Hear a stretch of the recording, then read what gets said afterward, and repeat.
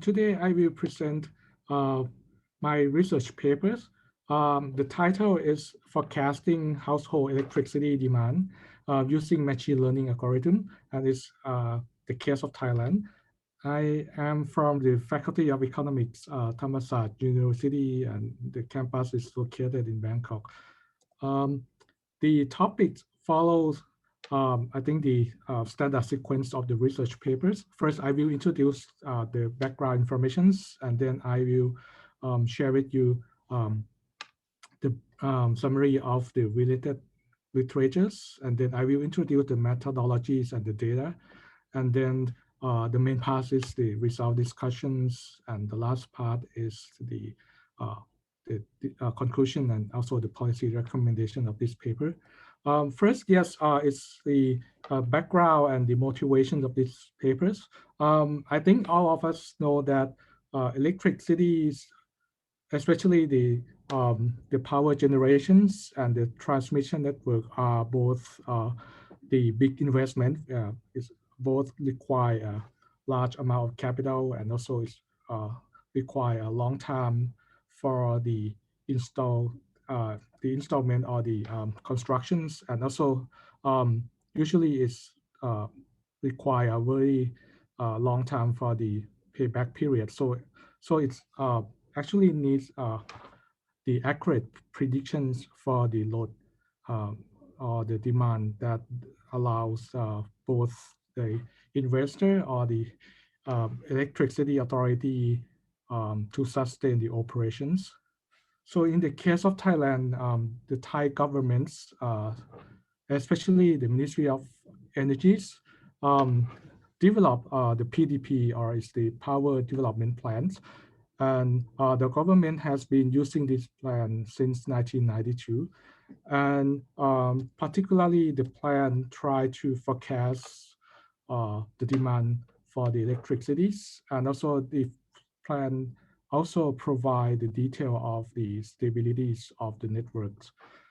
Um, in the case of Thailand, the household electricity consumption is the second largest demand, and it play a big role in the total demand of electricities. But the error of the forecast has been serious concerns, and I think the biggest concern was the around November last year, and um, the power reserves or the power generation reserve is much higher than the actual load. It's almost 50%.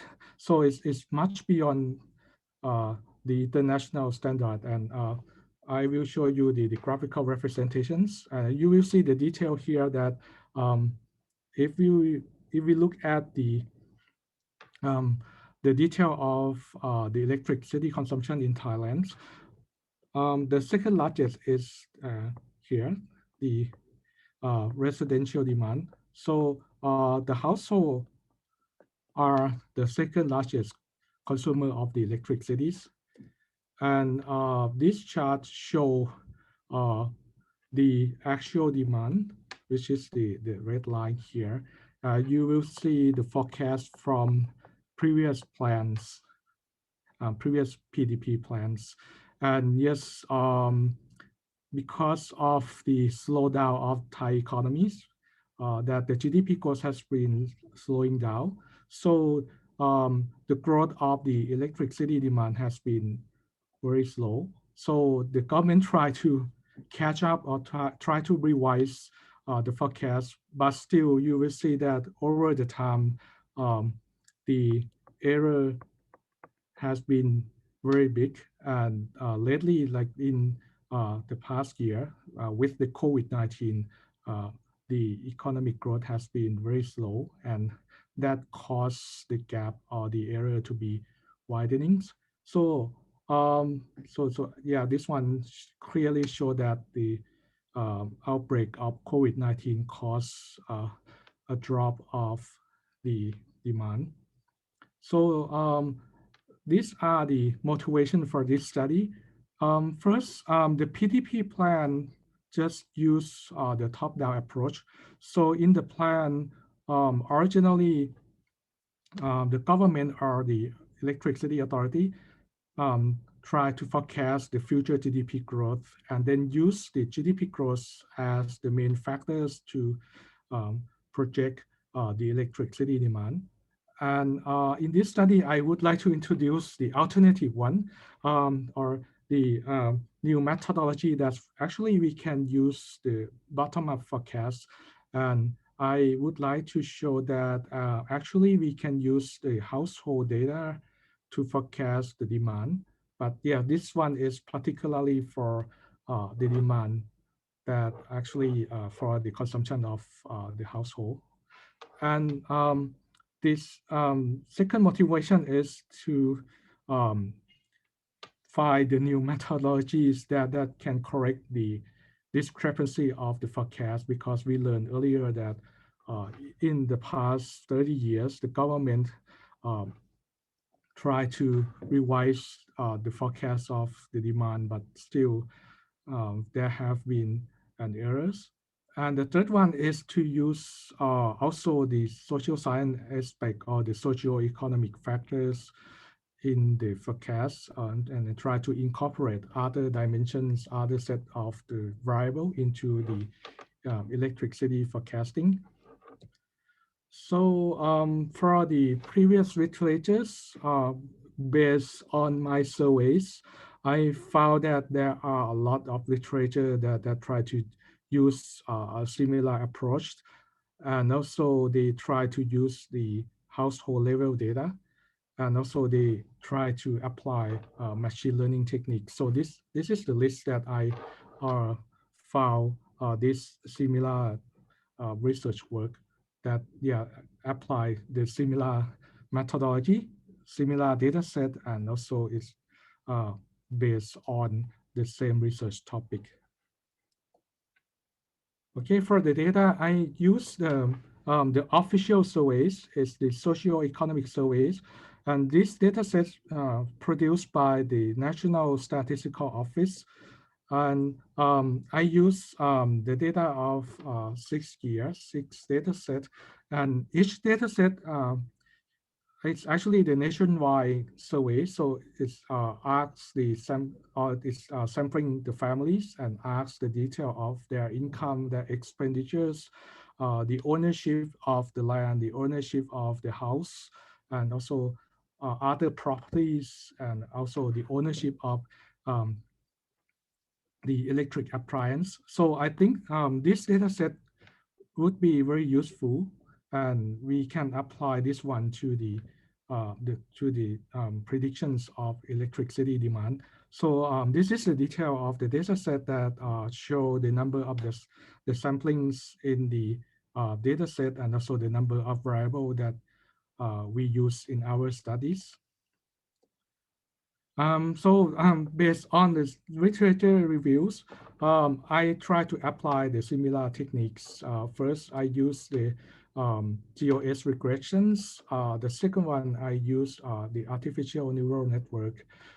Third one is the random forest. And the last one is support vector regressions. So these are the conventional the methodologies. And also, it's very convenient to do all of this calculation on the R package, because uh, uh, there exists the package on the R that provides the technique of the calculation. So the detail of the package that I use are already listed here. In my calculation, I did the 104 resamplings, and for each data or for each years. And also the root mean square error is the main criteria for identifying the best methodologies. And in addition to that results, I would like to share with you ahead that actually the random forest give the best results. So I can extend the results because in random forest we can apply the techniques that also show the causality relationship. So I also include uh, the variable importance and the minimal depth as the techniques to explore the causality relationship. Okay, this is the example of the diagram of the ANN, or the artificial neural network that we use in this analysis. And for the results, yeah, I already mentioned earlier that random forests actually give the best one, give the lowest root mean square errors. So if we have a quick look here for the whole data set for all 6 years of the data set, the random forest, yes, generates the lowest root mean square errors. And if we look at these graphical representations, it actually a set of the scatter plots, and the data on the horizontal axis is the actual values, and the one on the vertical axis is the predicted values. So if we have a quick look here for all years of my data sets, the black dots represent the result that we obtain from the random forest. So you see that the black dot is the best. It shows the best clustering patterns along the 45-degree line here. Honestly, yes, I think for all years, for all data set, the errors still uh, here, still the low values that the the actual value and the predicted one are not located along the 45-degree line. So there still exists the discrepancy in the low values. But anyways, if we compute the R square to have a better understanding about the accuracy of the predictions, mostly, yes, we obtain the result that uh, show a high accuracies, a high magnitude of the accuracies. And yes, in the last 2 years that we uh, computed, the data set of 2013 and 2015, the R square is higher because we have more variables. So the model can have a better performance of the predictions, and we can achieve the accuracy at around 87% roughly. So yes, I think we have the first answers right now that if we compare among 4 methodologies, random forest is the best one, is give the lowest value of the root mean square errors, but we can extend the results, and now we can explore more relationship. And yes, I would like to apply the variable importance and also the minimum depth to the data.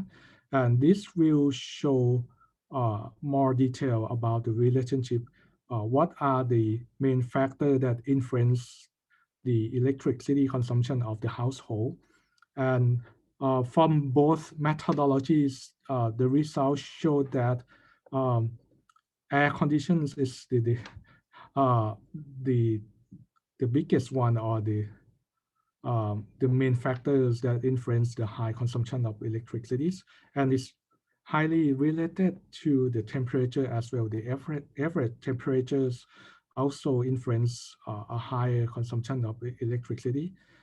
And I think that is related to the use of the air conditions, and also the income of the families is also the main factors, and also the number of family members also influence the consumption of the electricity.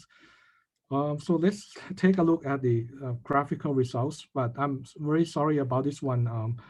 This is the set of the result that we obtained from the variable importance, but the um, alphabet here too small, but you can email me if you would like to have more details of these representations, or more detail of the results. But if we look at these results, yeah, the top one or the factor that highly influence the consumption of electricity are air conditions, temperatures, the income of the household, or the number of the family in the household. And from the alternative approach that we can use minimal depth, the results still similar, that we have like the income or the air conditions or the washing machine that are the highest one, or the main factor that influence the consumption of electricity of the household. And yes, with the data set of the last 2 years, we have more detail and more variable in our calculations. And still, I think if we look at among the top ones, the top list of the results, you will see that the air condition expenditure of the household, or the income of the household, or number of the family or members of the household are the main factors. So if we compare these results, I think these results are very similar to previous publications. In previous publications, also the results show that the electrical appliance like the heating, uh, ventilations, or the air conditions are among the highest one that consume a high power or the highest demand for the electricities. And also the size of the household, the income, the size of the house or the floor areas, or also the socio-economic conditions like the employment and education level of the family members determines the electricity demand as well. So I think the result that we obtained from this study are very similar to those that also apply the same methodology to the countries that I showed earlier. So for the conclusion, yes, I think we can recommend the government or the Electricity Authority of Thailand about the alternative methodologies, that if they would like to do the new revisions or the new plan of the PDP, then they can apply RF or the random forest as the alternative calculations, and they can use the bottom-up approach. They can use like the characteristic of the household to forecast the demand for the electricities. And this also allow more detail of the predictions, because in the geographical dimensions, we can use the specific characteristic of the household in that regions to predict the electricity demand for that particular area. Like maybe the family in the northern region in Thailand have very different characteristic. They have a different socioeconomic conditions, so that could lead to a different pattern, a different volume of the demand for the electricities, and that will be very useful information for the transmission network or the distribution network as well, that can handle different volume of the electricity consumptions. Also, the results can be extended, like in the near futures, the smart meters will be introduced and will be installed in Thailand. So it will be the new source for the informations. And yes, with the accurate data or the new data that will be generated from smart meters, we can apply other techniques like the time series calculation as well, because we have maybe the data that will be collected every hours. So this will be high frequency data, and we can apply the time series techniques to analyze the demand of the household. And also we can apply new techniques to explore the causality relationship. So we can like apply this technique, the mean sharply additive expansions, or we can apply the permutation feature importance to understand the main factor that also influence the demand for the electricity of the household.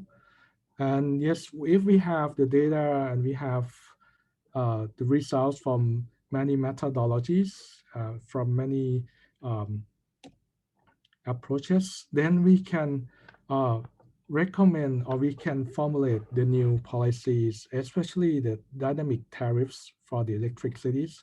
Yeah, we can come up with the inclined block rates that can charge different price of the electricities that depends on uh, the consumption of the electricity powers, or we can use the time of use tariffs to differentiate the price of the electricity that depends on the period of the day.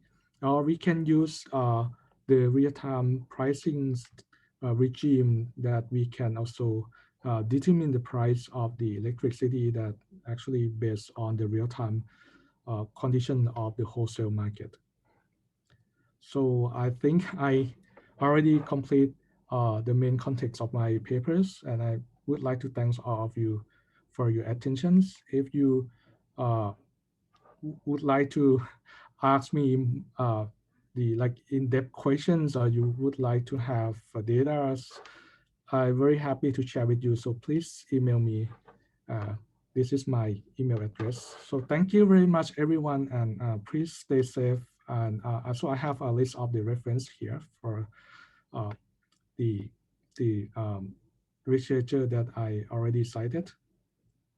Thank you very much.